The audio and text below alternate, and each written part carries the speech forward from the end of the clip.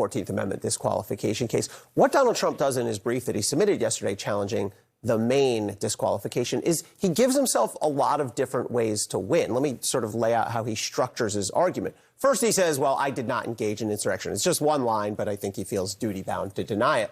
But then really what he does is focus on the procedural side, and I think that's where this is going to be decided. First, he says it's up to Congress, not the states, to tell us how the 14th Amendment works. Congress has not done that other than passing the criminal law, hence the states are out of business. But then he says, well, even if it is up to the states, Maine did not follow its own procedures, the Secretary of State was biased against me, et cetera.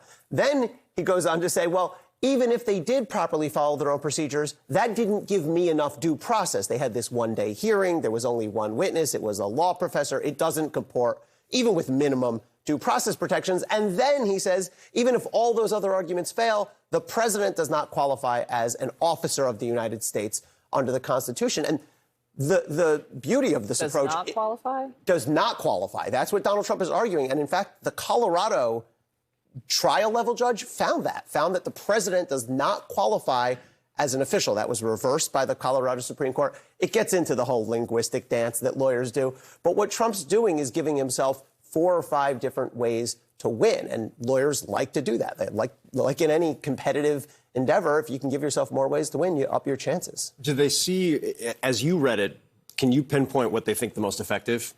I think of the 4 or 5 is? Yeah, I think they understand that the Supreme Court, the appeals courts are not going to say, no, we find you did not engage in insurrection. I think he understands that is up to the fact finder. I think he is looking for an argument that's going to take this out of the state's hands altogether, which is really one of 2 arguments. One is it's up to Congress, and in their absence to act, states, you're out of business. And by the way, if the U.S. Supreme Court finds that, all these claims go away. Right. And then the second one, I think, is that the president does not count as an officer argument. I'm not compelled by that myself. If I were the judge, no one's given me a black robe.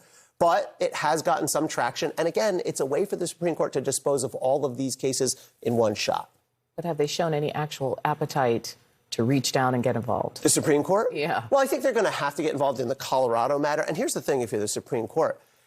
The Supreme Court can rule on this if they take the Colorado case one of 2 ways. They can rule in a very narrow way that will invite 50 of these challenges. For example, if they say, yes, it's up to the states, and we find that Colorado did or did not follow its own processes, okay, then Colorado will stand or fall, but then you're going to have 49 other challenges. I think they're going to be looking, the Supreme Court, U.S. Supreme Court, for a way to make one ruling and say, that's the end of this nationwide. That's my guess. By the way, I have to say, we're all guessing here that we are in uncharted territory. Important to point out. Yes. Yeah, well, Ellie, thanks so much. Thanks. See you in a bit.